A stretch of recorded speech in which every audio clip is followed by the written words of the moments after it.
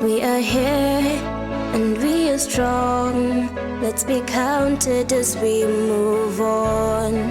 Make a difference, change lives as we tell our different stories. We are capable, beautiful. We are born to do great things.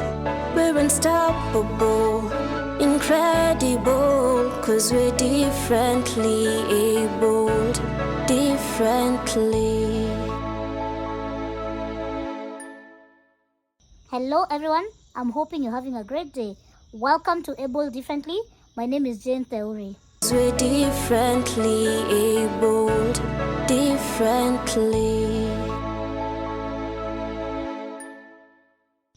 His main goal is to advocate for persons with disabilities to be allocated resources that help them. Thomas, who is partially blind, is a student at Kenyatta University. Take a look. Thomas, a second-year student at Kenyatta University, was born partially blind.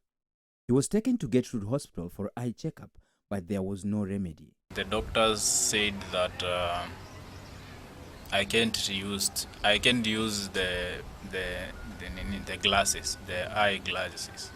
They would not suit me. So there were several machines that they used to test me, and they saw that they can be used, but then they were very expensive.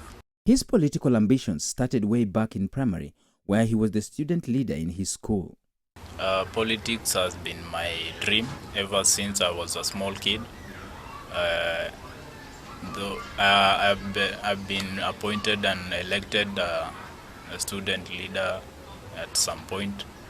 When I was in primary, I used to be a prefect throughout, and but high school, I never got a chance to lead. But it has been my desire to get the opportunity to lead the people. He says that he wants to positively impact persons with disability by ensuring that they get their allocated resources. Me going to politics is because I want to empower young people, and especially people living with disability.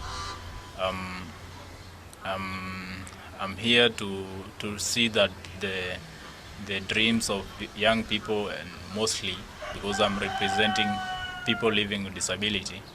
He plans to register his own company that deals with supply of commodities. I was in the process of registering my own small sole proprietorship, but then capital has been an issue. Yeah, so but I'm in the process of doing it. What were you planning to register? A small sole proprietorship dealing with the supply of commodities. Maybe in general I could call it general supplies, because I wanted to deal with every product in the market. Thomas appreciates the support and kindness he got from Our Lady of Perpetual Help Education Center, where he grew up in. I would really thank them for the great impact they have on my life, because they are so educative and empowering. I couldn't have been so confident to be here. I am not worried not for them. So they teach a lot. You gain skill lives and everything that you deserve to be as a responsible man. Low self-esteem has been one of the challenges he has faced. I never accepted that I have a disability, even though people knew, my colleagues, my students, the learners, my friends knew that I had the challenge, and but the issue was you could be underrated in some way. Maybe if you have a talent, maybe running, maybe there was that isolation and underrating people, me personally. So I was facing that challenge, but I knew what I wanted, especially in academics academic-wise. His ambitions and dreams have given him motivation to stand strong and fight for what he wants. The motivation that keeps me going is my ambitions and my dream, and what and also other people that I've seen being successful in life. The likes of Maura, the Sanko, the likes of the CJ, who is I can't remember his name, but they make me stand still and strong to face the challenges, and most importantly, we would like to have I would like personally to have an historic thing, so that even if we are here to pass and go. So even if you go, you pass away, your memories are still in the people. His advice for persons with disabilities is to accept their situation and work hard for what they want. If you know what you want, go after it. Don't give up. Don't see as if you are not capable of doing it, of achieving your dreams. So it's all about determination and being focused always. We're differently abled, differently. Sign language chose me because completing high school, for me, I never thought I'll do sign language totally.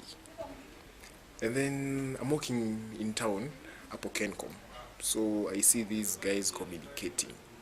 Growing up, I would see people communicating without words, and for some reason, it interested me.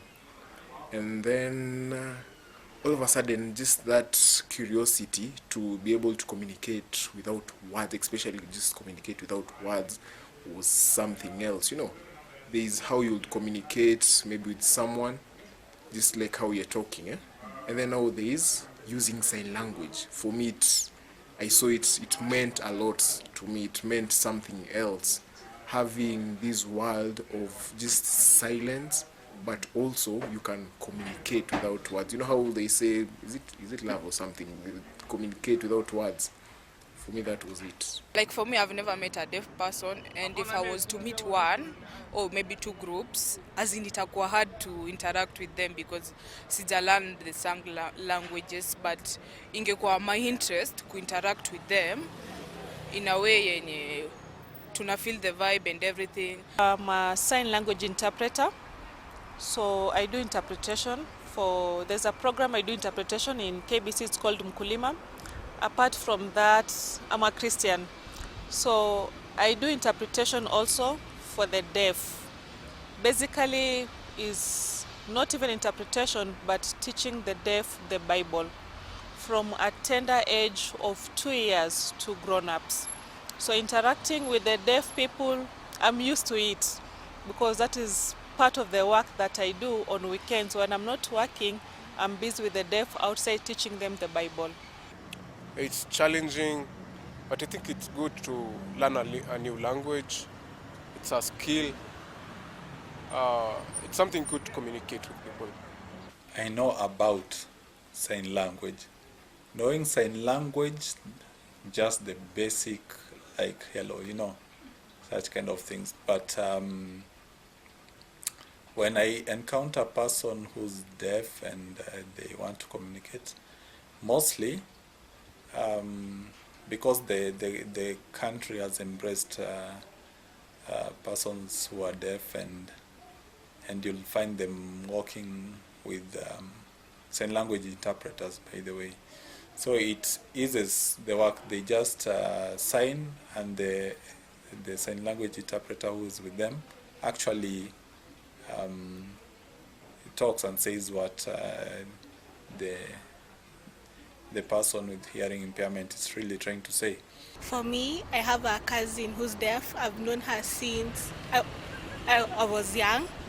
And what, for me, like growing up, it wasn't something like, I don't know any disability or something, because we grew up in the same household.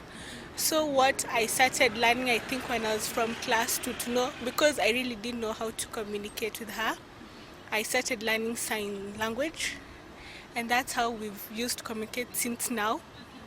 And what I would want for there, like, to be for people to with disabilities to not feel like, oh, they're not part of the community or something like that, is like maybe to incorporate it in schools for sign language to be taught. We take a short break, but we'll be right back with more. Don't go too far. We're differently abled, differently.